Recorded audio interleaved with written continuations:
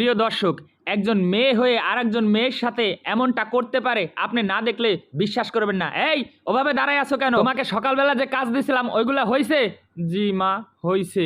বউ ব্যথিত সুরে বলল, হ্যাঁ, একটু কাজ করে একদম ক্লান্ত হয়ে দাঁড়ায় আছো। তোমাদের সময় আমরা কত কাজ করছি। আর হ্যাঁ, বাড়ির সব কাজ যেন তাড়াতাড়ি রেডি হয়ে যায়। আর চা দাও আমাকে। আচ্ছা ঠিক আছে মা। এভাবে প্রত্যেকটা কথা শুধু বলছে ঠিক আছে। আর এদিকে শাশুড়ি দিনের পর দিন শুধু অর্ডারই দিয়ে যাচ্ছে। আর যখন রুমে এলো তখন হ্যাঁ, চা খাওয়া হয়ে গেছে, তার স্বামী তাকে দেখে ভয়ে ভয়ে কাঁপ নিয়ে উঠে গেল।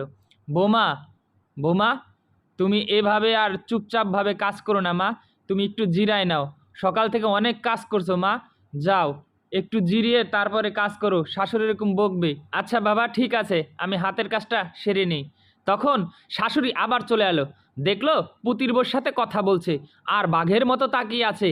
এইরকম শাশুড়ি কার কার ভাগ্যে আছে জানি না। তারপর ভেতরে গেল, আর বোন অসহায়ের মতো তাকিয়ে আছে। এইরকম শাশুড়ি হয় তবে সব কিছু সয়ে যাচ্ছে নীরবে। রান্নাবান্না সব কিছুই চড়াইলো। তারপর শুধু ক্লান্ত আর ক্লান্ত, কখনোই আর বসার সুযোগ নেই। এরপর সবজি কাটাকাটি করছে, ডাউলটাও রান্না হয়ে গেল, ভাজিও কমপ্লিট করছে, একের পর এক শুধু করেই যাচ্ছে, কিন্তু কখনোই শাশুড়ির মন পাচ্ছে না। এরপর রান্নাবান্না শেষে যখন ঘর মুছছে, ঠিক কিছুক্ষণ পরেই ছেলের বউয়ের কষ্ট সইতে না পেরে উঠতে যাবে যে আমি মুছে দেই। শাশুড়ি, এই বুড়ো বয়।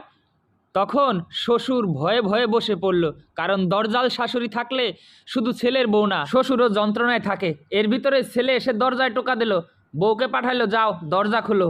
আর শাশুড়ি ঘর মুছুনি নিয়ে দেখেন ঘরে কিভাবে পরিষ্কার করতে লাগলো।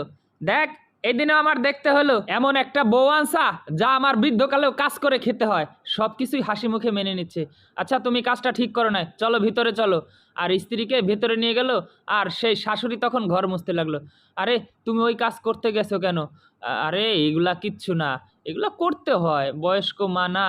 আর আমার তো দেখো এই অবস্থা। ঠিক আছে, তুমি কাম কাজ করো না, ঠিক আছে।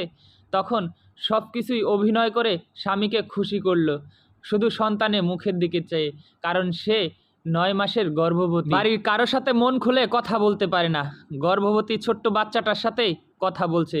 আর বৃদ্ধ শ্বশুর দূর থেকে তাকিয়ে ছেলের বোর কষ্ট সহ্য করতে পারছে না। প্রিয় বন্ধুরা, এরকম দরজাল শাশুড়ি আর ভালো শ্বশুর কার আছে অবশ্যই কমেন্ট বক্সে বলে যাবে।